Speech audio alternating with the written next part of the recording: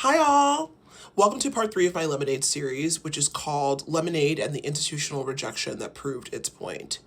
Today we're talking about how the world responded to Lemonade, the backlash, the minimization, and the institutional rejection of an album that many of us knew as revolutionary. I personally feel like this album basically changed my life. What's wild is that the very forces that Beyoncé named in Lemonade, the ones that silence, diminish, and erase Black women, showed up in real time to try to do the same to her. But that in doing that rejection, that actually proved her point. So let's get into it. Prior to the release of Lemonade, Beyoncé was definitely kind of what I would describe is basically performed the right kind of Blackness, okay? She was a Black person who a lot of white people, regardless of how they felt about Black people in general, felt comfortable accepting into their society, basically. I mean, that SNL skit where it was like the day that Beyonce turned Black was not an exaggeration, quite frankly. Because when Beyonce came out during the Super Bowl, the Coldplay Super Bowl, with sort of the Black Panther sort of militant gear on and then performing Formation, which is a song that even in the music video very much nakedly criticizes institutional and structural racism, that really was an affront to the senses. And that was really, I think, a threat to the institution. And I think truly there was like a sense of violation insofar as they felt like we let you into our space and now you're forcing us to confront our racism in a way that we were not ready to confront. And I think in doing so, that created like institutional backlash that kind of reverberated throughout the awards season. One of the first, and I feel like most remarkable instances of this sort of institutional backlash started when Beyoncé performed Daddy Lessons at the CMAs. She performed Daddy Lessons with the Dixie Chicks, who themselves were kind of outcast politically because of the things they said about George Bush and the Iraq War. She brought them to the CMAs and entered the country music space without really asking permission. She wasn't pandering, she didn't soften, and she wasn't begging for their acceptance. Beyoncé entered with the power, force, and domination of being the biggest artist of her generation. And as a result, that made a lot of people in the country music space at that CMA Awards really uncomfortable. If you watch it back, there's a lot of people frowning in the audience. There's a lot of really stiff bodies. And in person, a lot of big legends in country music, some of them literally walked out of the room. It really was something that really angered the country music community because of the fact, I think, that she was not requesting entry or trying to be accepted by them. She was actually confronting a lot of the structural racism that an institution like the CMAs, quite frankly, upholds. And that rejection that she experienced there really carried narrative weight. It really was a reflection, I feel like, a meta reflection of the way that in Lemonade, Black female feelings are being erased and minimized. And that hostile response really enacted the album's thesis in real time. And that reception really was proof of what Lemonade was saying in the first place. Another institutional space where Lemonade was rejected and I feel not given the recognition that it so deeply deserved was during the Grammys. Lemonade's excellence and cultural defiance exceeded what I think the Grammys could really tolerate. There was really a deep discomfort with Black female power, authority, and Black women taking up space without apology, and a Black woman as formidable as Beyoncé confronting structural racism with the platform that probably the powers that be felt like they gave her, right? So, and because of this, I feel like the response, I think, from the voters at the time was pretty visceral and primal and subconscious. And I think that ultimately, I don't know if, I mean, I think that some voters were being consciously racist, but I think a lot of the racism that she experienced in the voting came from a subconscious level. They're basically acting on the instinct to diminish, undermine, and puncture a Black woman trying to take up too much space because they want to put her back in her place. It was kind of the same impulse that resulted in white society electing the orange guy after Barack Obama as a white lash of sorts. And so it was once again a microcosm of a macrocosm thing that was happening in wider society, you know? And I think that this instinct is something that Lemonade really triggered repeatedly. And this is something that I actually can relate to as a like kind of powerful like Black woman who is like articulate and who like takes up space and who's like highly educated. There is a sort of very fundamental visceral response that sort of Black womanhood elicits among white people, that it's not just fear, but it's like a desire to diminish. And I really think that that's really what was going on in the Grammys. What I think was so powerful about how Adele responded to basically being awarded a Grammy for towing the line and coloring within the lines or whatever, the fact that she took that moment to recognize Beyonce's accomplishment and speak about how important and how impactful Lemonade was not only to her, but to the Black women in her life, was really powerful.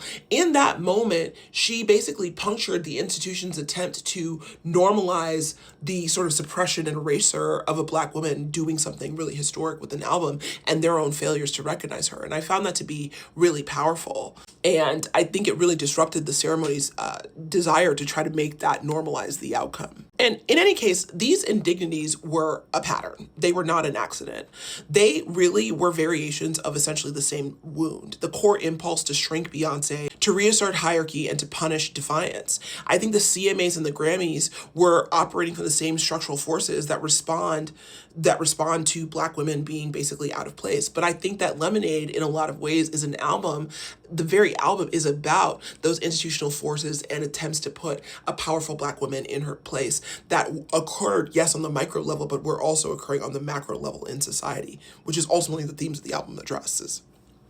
So anyway, y'all, I don't really know why y'all are talking about 2016 like it was some kind of nice time in society, okay? 2016 was when like the first few horsemen of the apocalypse came, and that was the beginning of the end of the world, okay? So I don't know if maybe some of y'all are too young to remember, but I wanted to talk about Lemonade right now during this week when y'all are being so nostalgic about 2016, and remind you of what the time was really like. That year was really, really tough. That's when, the whole Trump-Hillary Clinton campaign was going on. That was sort of the height of Black Lives Matter. I very much remember like Philando Castile and that sort of Facebook live stream, unaliving happening like in real time, and watching that man agonal breathe, which is like a death breath literally on the internet. It was crazy. And I felt like Lemonade really gave language, permission, and space to reflect Black rage and betrayal on one of the largest platforms in the world. And ultimately, what Beyonce did with that album was incredibly brave. And for me, it really helped me see, once again, the through line between abuse, exploitation in the institutions I was working in, and even the Obama's public humiliation and the wider things that were happening in our society. It basically crystallized the realization for me that performance of the right kind of Blackness is never actually going to be enough. Contortion does not protect me from basically this society trying to grind me down and put me in my place. And I think that that was a message that a lot of Black women also received from the album. And I think that that's one of the stories that Beyonce really was trying to tell with the record. I think it helped a lot of people, not just me, recognize our own history of trying to perform palatability to be in these spaces that ultimately would reject us in the fullness of ourselves anyway. And Lemonade really kind of gave the permission to stop doing that on sort of a national stage. And it shattered the illusion of what the right kind versus the wrong kind of Blackness was, because ultimately her husband said it really well in 444 in words that I don't want to use here because I filmed this video once and it got deleted, so I'm not going to say it again. But listen to the story of OJ, okay? That's what I got to say. The first verse, what I'm referring to. If you know, you know. Anyway, with Lemonade, I believe, has a spiritual through line to Cowboy Carter. Cowboy Carter is, she said herself, is a direct response to what happened to her at the CMAs when she was performing daddy lessons with the Dixie Chicks, and she felt deeply unwelcomed by that moment. And Cowboy Carter, I think while Lemonade kind of uses the micro to speak about the macro, I feel like Cowboy Carter is fundamentally about the macro. It's sort of about the context of everything that there is, less so about Beyonce's personal experience and more so about country music and about Black identity and about reclamation and about taking up space. And I really think that Lemonade and Cowboy Carter are truly sister albums, and they are together Beyonce's magnum opus. And these are the albums that people are gonna remember long after she's gone, Because I think that these albums sort of embody basically a Black woman who had been deemed palatable by white society, sort of rejecting that position in favor of legacy and in favor of using her platform to help usher in structural changes. And no, Beyonce did not, once again, invent Black feminism, but did she advance it or make it more accessible to people that may not have otherwise accessed it before? Very much so, yes. And I won't let anybody take that away from her. And I think with Cowboy Carter, she took it a step further in that she was able to use her platform to elevate country artists. I mean, Shabuzi's Bar Song went diamond last year, and I don't see that happening if he wasn't on Cowboy Carter. That really sort of ushered in his sort of breakthrough. And to be honest, like, I do think, if you really think about the sequence of them, Beyonce planned Cowboy Carter to come out first, but then the pandemic happened and Renaissance came first. So if you think about it, Cowboy Carter was actually the album that was really the true Beyonce album to follow Lemonade. Obviously, Homecoming and Black is King came out in between, but, you know, Black is King was a movie, and then Homecoming was obviously, you know, kind of a reissue or a live version of the Coachella event. So that's that. But anyway, both of those albums, I think, really tell us that we are still here and we still matter. So in conclusion, Beyonce's album Lemonade was not misunderstood by society. I think by the institutions and the powers that be, I think it was intentionally rejected.